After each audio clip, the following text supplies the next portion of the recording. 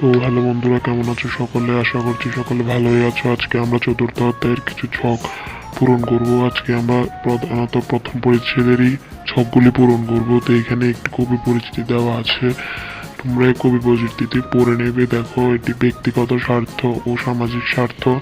S Wazed Ali একজন কে বিশিষ্ট সাহিত্যিক। তো তার ভবিষ্যতের বাঙালি বই থেকেই ব্যক্তিগত স্বার্থ ও সামাজিক স্বার্থ এই প্রবন্ধটি নেওয়া হয়েছে। তোমরা এই ব্যক্তিগত স্বার্থ ও সামাজিক স্বার্থের যে প্রবন্ধটি আছে সেটি খুব ভালোভাবে পড়ে নেবে, কারণ এটি তোমাদের কাজে লাগবে। তো আশা করি তোমরা পড়ে ফেলেছো। তো আমরা সরাসরি চলে গেলাম 4.1.1-এ। দেখো, এখানে বিভিন্ন গঠনের শব্দ খুঁজি। তো বিভিন্ন গঠনের শব্দ খুঁজি। এখানে দেখো, উপরের যে গদ্যাংশটি আমরা পড়েছি ওখান থেকে দুইটি করে সমাস, উপসর্গ, প্রত্যয়ের মাধ্যমে গঠিত শব্দ আমাদেরকে শনাক্ত করতে হবে। প্রথম কলামে গঠিত শব্দ, দ্বিতীয় কলামে শব্দটি ভাঙলে যেমন হবে, আর তৃতীয় কলামে কিভাবে গঠিত হয়েছে সেটা লিখতে হবে। তো নিচে এখানে তিন ধরনের উদাহরণ দিয়ে দিয়েছে। দেখো, গঠিত শব্দটি ভাঙলে কেমন হবে, কিভাবে গঠিত হয়েছে। তো আশা করছি তোমরা মূল কথাটি বুঝতে পেরেছো। তো এখানে দেখো, সমাজ জীবন, ঠিক আছে, সমাজ যোগ জীবন। তারপর এটি কিভাবে গঠিত হয়েছে, দেখো, সমাসের মাধ্যমে। এটি গঠিত হয়েছে সমাসের মাধ্যমে। তারপরে দেখো, সম্প্রসারণ, ঠিক আছে, দেখো সম্প্রসারণ। তো আস্তে করে যদি বলি সম্প্রসারণ, তো এখানে উপসর্গের মাধ্যমে, সামাজিক, সমাজ যোগ ইক, প্রত্যয়ের মাধ্যমে। তো আশা করছি তোমরা এই তিনটি যে উদাহরণ সেগুলো বুঝতে পেরেছো। তো আমরা বাকিটি আনসার স্ক্রিপ্ট দেখবো। তো দেখি চলো। তো এখানে আনসার স্ক্রিপ্টটি আছে, তোমরা ভালোভাবে দেখে নিয়ে এটি উত্তরগুলি লিখে ফেলো। তো আশা করছি তোমরা উত্তরপত্র লিখে ফেলেছো। তো আমরা তৃতীয় পৃষ্ঠায় চলে আসলাম, শব্দ গঠন। তো বাংলা ভাষায় যে প্রধান তিনটা উপায় আছে শব্দ গঠনের: সমাস, উপসর্গ এবং প্রত্যয়, ঠিক আছে। তো আমরা প্রথমটি অর্থাৎ সমাস নিয়ে যে প্রবন্ধটি আছে সেটি তোমরা পড়ে নেবে, আমি পড়ছি না। তো তোমরা এটি ভালোভাবে পড়ে নেওয়ার পর এখানে দেখো, সমাসাদিত শব্দ আছে, শব্দযোগ শব্দ, সমাসাদিত শব্দ এবং ব্যাস বাক্য, ঠিক আছে। তো ব্যাস বাক্য, সমাসাদিত শব্দ এবং শব্দযোগ শব্দ, এই যে তিনটি কলাম আছে এগুলি ভালোভাবে মুখস্থ করে নেবে, কারণ এগুলি তোমাদের ষান্মাসিক পরীক্ষায় অবশ্যই আসবে। তো আশা করছি তোমরা এগুলি মুখস্থ করে নেবে। তো আমরা 78 পৃষ্ঠায় 4.1.2 চলে আসলাম। দেখো, 4.1.2 কি বলা হয়েছে, সমাস প্রক্রিয়ায় শব্দ গঠন করি। তো আমরা এতক্ষণ সমাস নিয়ে যে এত কিছু বললাম, তো আমাদেরকে বলেছে এখন শব্দ গঠন করতে। তো এখানে দেখো, একটি শব্দ দিয়েই দিয়েছে। তো তোমরা এটি দেখেছো আশা করছি। তো আমরা উত্তরপত্রটি দেখি বাকিগুলি। তো এখানে উত্তরপত্র দেওয়া আছে, তোমরা উত্তরপত্রটি দেখে করে ফেলো। তো আশা করছি তোমরা উত্তরপত্রটি দেখে সবগুলি পূরণ করেছো। তা আমরা 2 নাম্বার অর্থাৎ খতে উপসর্গ। তো আমরা উপসর্গের যে প্রবন্ধটি এটা পড়ে নেবে তোমরা।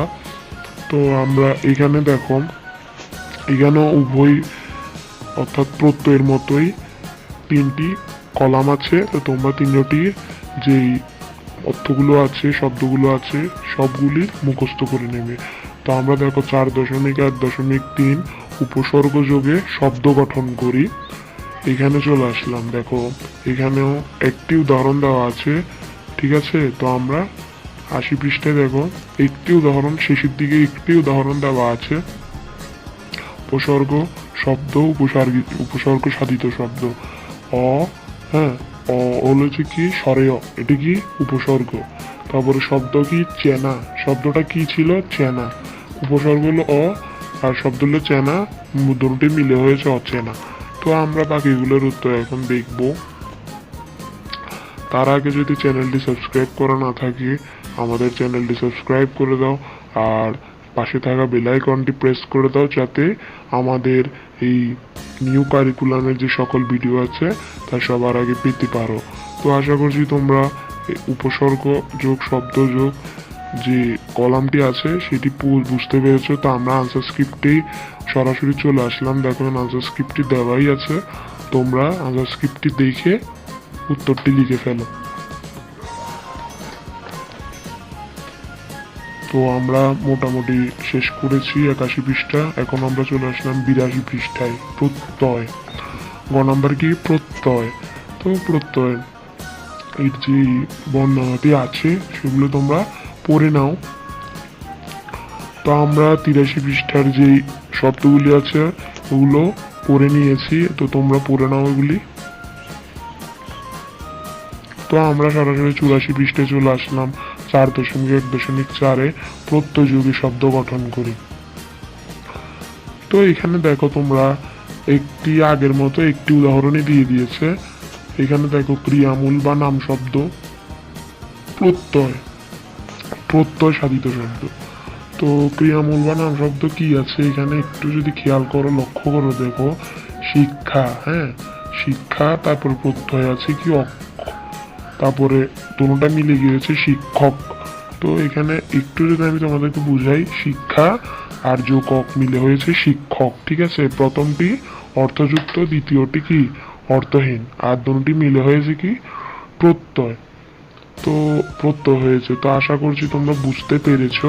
তো আমরা বাকিগুলির উত্তর দেখব। তো দেখি চলো। তো এখানে 84 থেকে 86 পৃষ্ঠার যে নমুনা উত্তরটি এটি এখানে আছে, তোমরা এটি দেখে উত্তরটি লিখে ফেলো।